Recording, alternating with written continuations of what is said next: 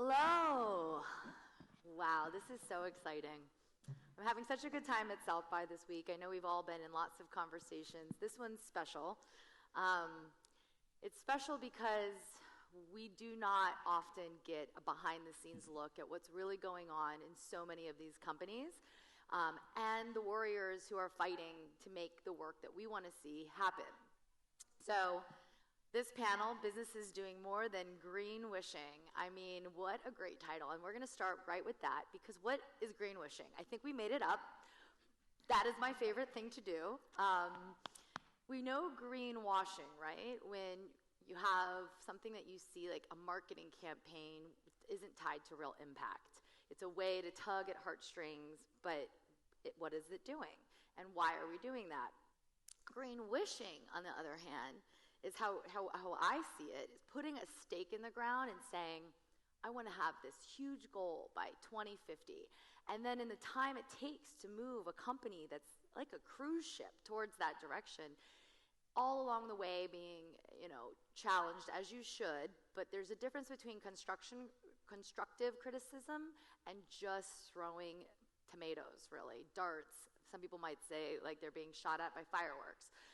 Really, how are we actually balancing this work and creating a future that business can be profitable and making a difference? So we're going to dive into this, and I would love if the panel would go down, introduce yourself, talk about your organization, how it fits in the food ecosystem, and maybe with that little prompt I just had on greenwishing, how it's been showing up for you. Yes. Hi, everybody. Denise, Osterhues. So I lead sustainability and social impact for Kroger, grocery retailer. If those of you here know us, we're in about 36 states, but growing through our Kroger delivery system now that's expanding.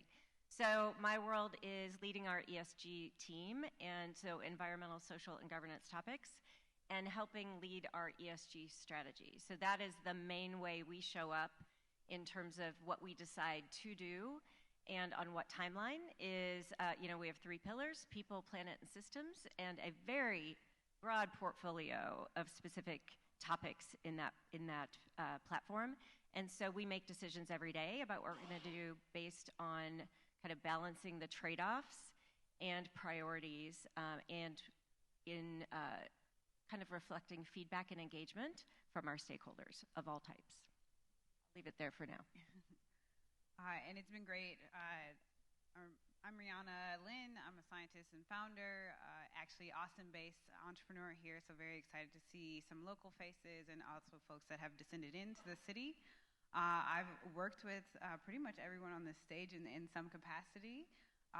We at Journey Foods work with startups, but also global organizations on improving their nutrition and sustainability goals, but with actionable insights around supply chain and cost so that we can move the needle faster to better products and better planet, especially in the packaged processed food industry, which has recently eclipsed about $3 trillion globally. What's most exciting about not only this panel, and the reason why I joined is because we need to have honest conversations about how we include startups and a variety of diverse strategies and insights into moving and impacting a lot of food systems that are quite complex. For me and at Journey Foods, we really focus on manufacturing and packaged products. We less so touch the farm, but we also are thinking about, and I'm thinking about as someone who has worked in different parts of the industry, pretty much all parts of the industry, how we can glean from all these conversations and make sure that we're keeping more equitable and just solutions that impact every part of the value chain. But I'm super excited to be here today. Thank you. Hi, Alejandra Sanchez with Driscoll's, and I'm the Social Responsibility and Sustainability Marketing Manager. So for those of you that aren't familiar with Driscoll's, we're based in the Central Coast of California in Watsonville, and we're the world's leading berry company of strawberries, blueberries, blackberries, and raspberries.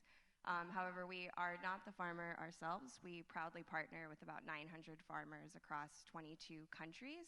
But we do, however, develop our own patented varieties with a focus on flavor using only natural breeding methods. And so my role specifically, and why I'm excited to be on this team is so before joining Driscoll's, I had about 9 years experience of ag sustainability and running the operational programs. And so I'm now on the other side of the table and sitting on a consumer-facing brand and in marketing specifically. So my role now is really about not so much of what the commitments are going to be that we set as an organization, but working really closely with those teams to determine the how and when and where we're really going to communicate that, so that it's not overly rushed, or that it's appropriate for the right audiences, so that also we're not missing out of of losing consumer trust or pushing something out before maybe our growers are ready. So excited to talk more about that today. Hi, everyone. My name is Emily Ma. I work for a company called Google. It's okay if you don't know who we are. We are a tech company. We try to provide accurate, neutral information when you ask for it on the internet. We do a lot more other things, too, and it tends that we work a lot with food organizations. And so, and above and beyond that, we also have our own food operations inside of Google. So in 170 cities in the world, we serve about 300,000 meals a day. So those 3 dimensions, right? We have to, if you are searching for a chicken recipe, we try to give you a really good chicken recipe on the internet. So that's number 1, and enabling everyone. Number 2, we support our partners like Denise, like Alejandra at Kroger and Driscoll's in various ways. And then number 3, we serve our own staff. So we get involved in food in many different ways.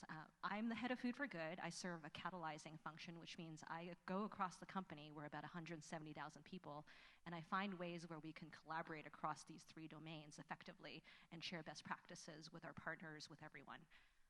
Greenwishing is a really interesting sort of name, I think, and for me, Google generally tends to not talk about anything until we have a pretty good plan to get there, or we've already done it.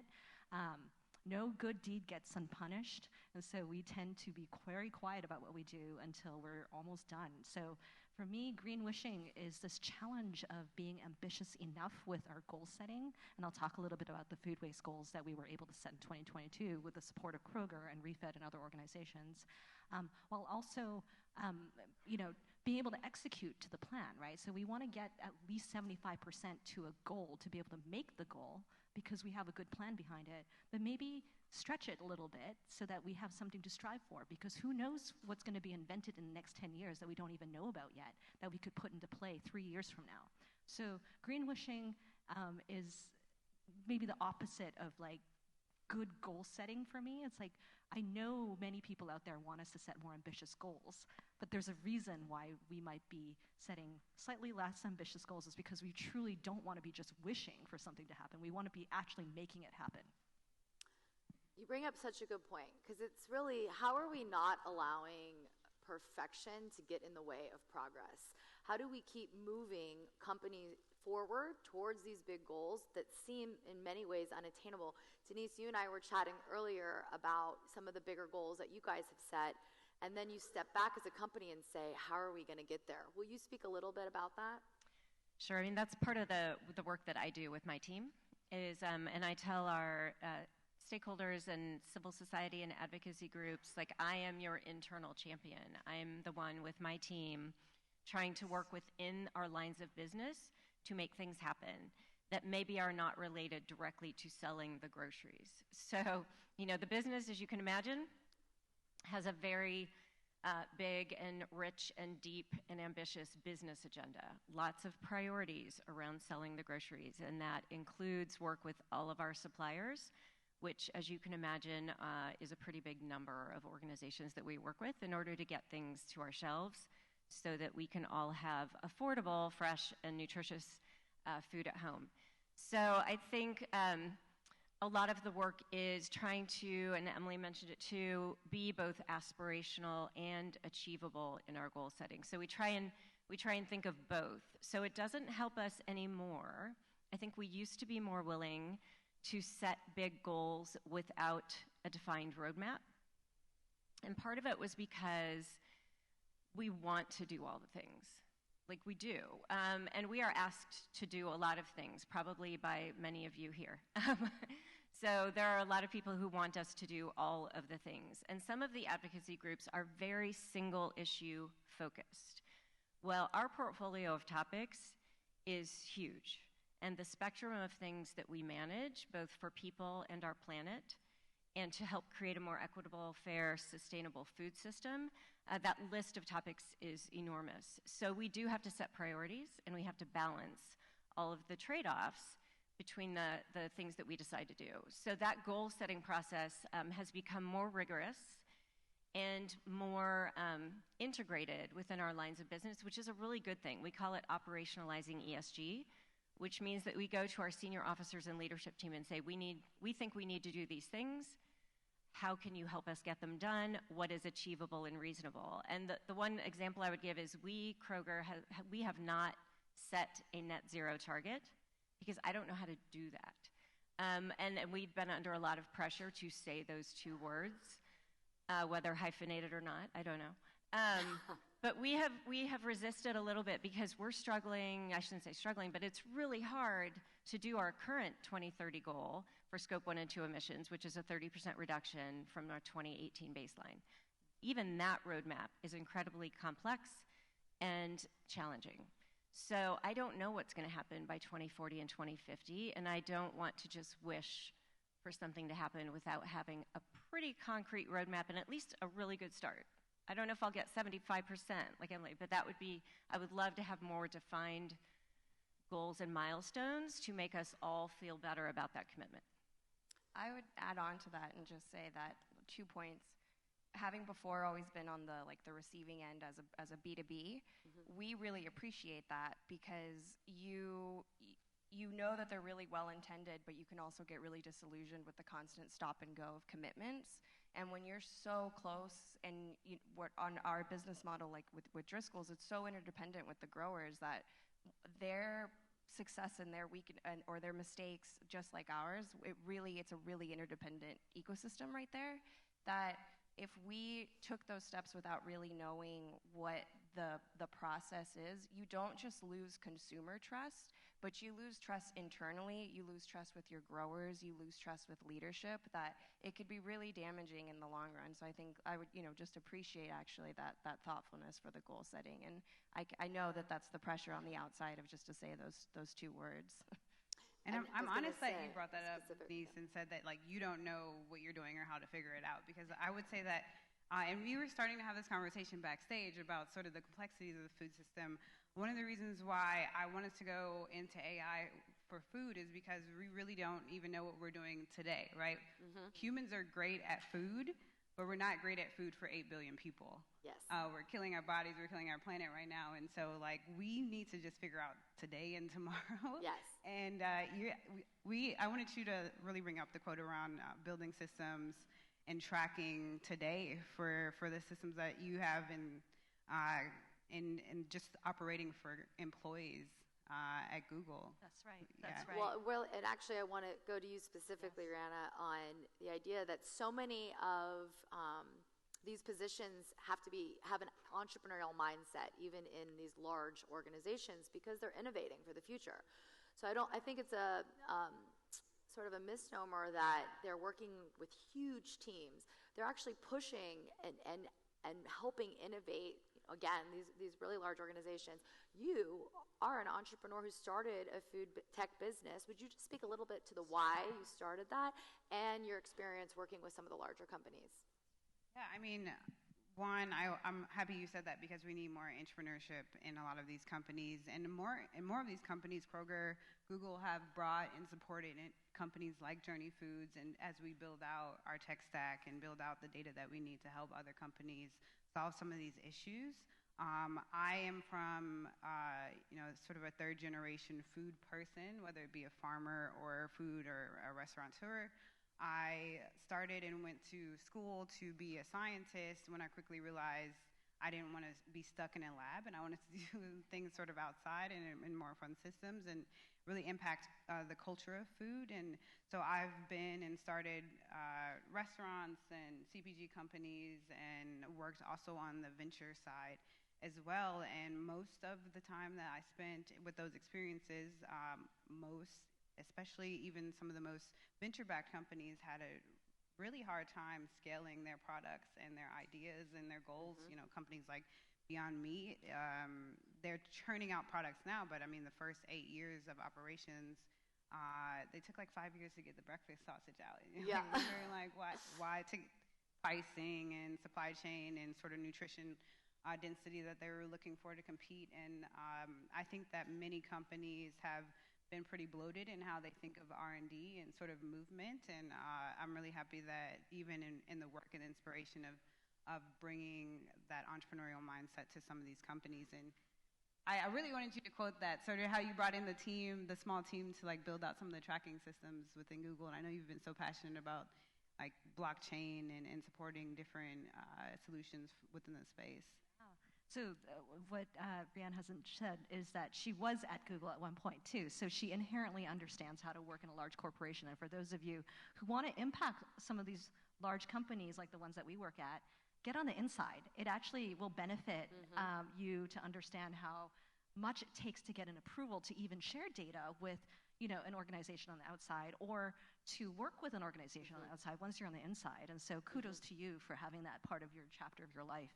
So internally for us, you might think, wow, Google's a really big tech company. We definitely have our data and tech around our food services sorted out. It's still really hard. I'm still manually sorting through our trash on a regular basis to audit it and understand what's in it. We are putting sensors on our dumpsters. We are doing all this work, and food is just hard, right? I was telling a story yesterday about how in other industries it's actually a little easier to measure. So let's just take water, right? Every one of our buildings has a water meter, so you can kind of monitor the usage already and set goals to that. Food is just hard to measure, right? You can see what the inputs are going into your kitchens. You can look at what the outputs are in terms of compost, but there's a lot of lossiness in the system that makes it very hard to track. And so I give huge kudos to big food companies and small ones in the work that they do, because the food supply chain is just inherently difficult for data and tech to implant itself. So huge kudos to all of you for the work that you do. Well, and Emily, just to stay with you for a minute, I think there's also a misconception that you being at Google with over 100,000 employees, are conducting an orchestra of support. That's funny. Right? And, in the news recently, the tech industry experienced massive layoffs. And a lot of that actually hit diversity and impact work specifically. Do you mind just talking a little bit about what that transition's been like for you? It's just me now. You can take that comment as however you want.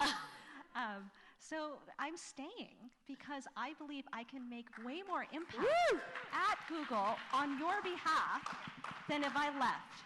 Because I know that when a decision is made at a Google, we have gone through 100 different approvals and everything has been vetted. And then when it gets launched, it reaches 1 billion people. Yeah. So I'm super proud of an example of this like a year and a half ago when my former team, recognized that some of our search results for people searching for Find Food Pantry were not as accurate as they could be. And we basically showed the data to a couple of other teams at Google and said, wow, look at this. Like, Americans are looking for access to free food at a significant rate. We got to go clean it up.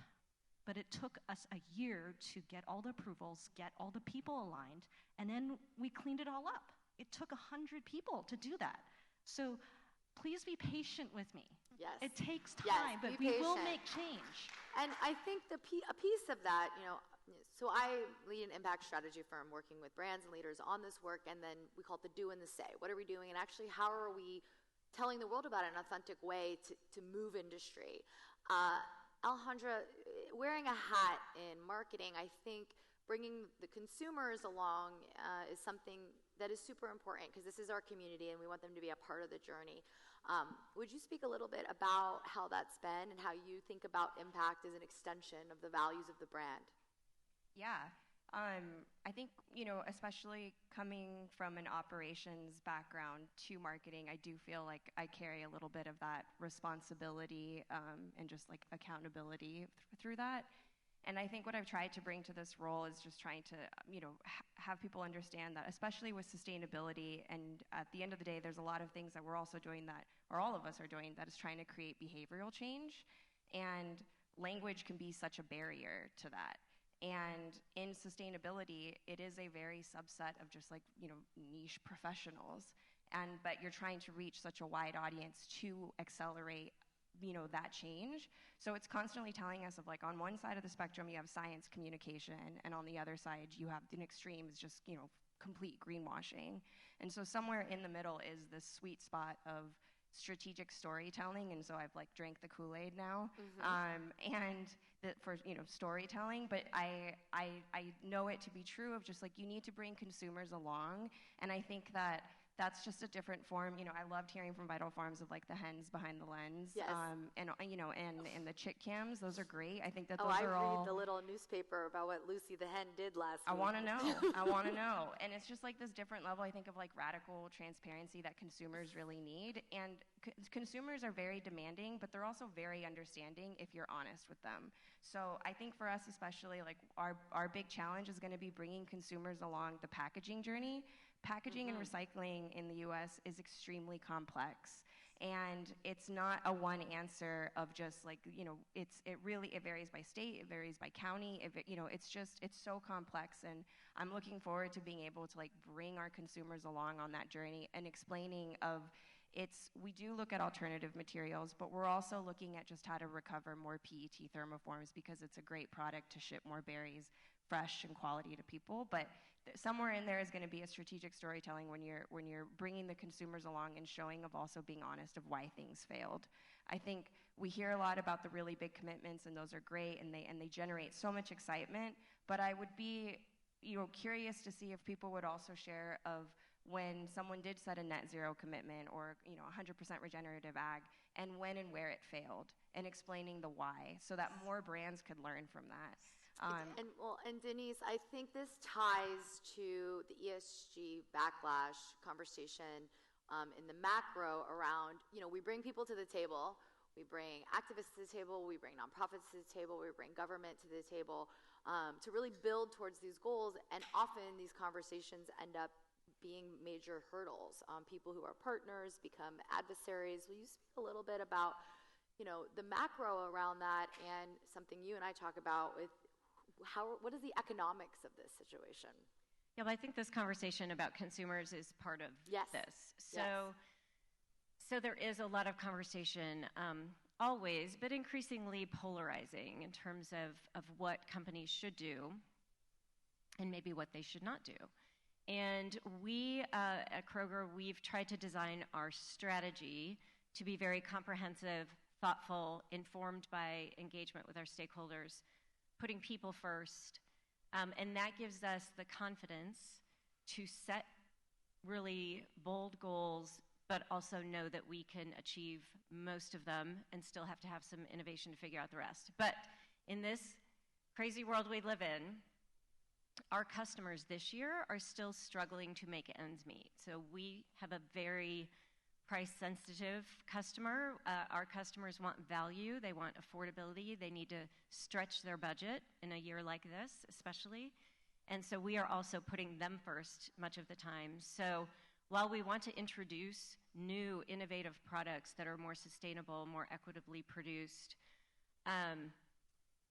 we have to balance that with the need to maintain a wide range of choices and affordability for people just trying to make ends meet. So I think that's that balancing the portfolio, still trying to be a responsible company in trying to support innovators, trying to help our suppliers, and bring them along on the journey with us, but not just send you must do this all the time down the line, because that affects growers, farmers, local producers who are also trying to do the right thing. So I think we just have to give everyone a little grace, and maybe not yell at everyone or yell at each other quite as often.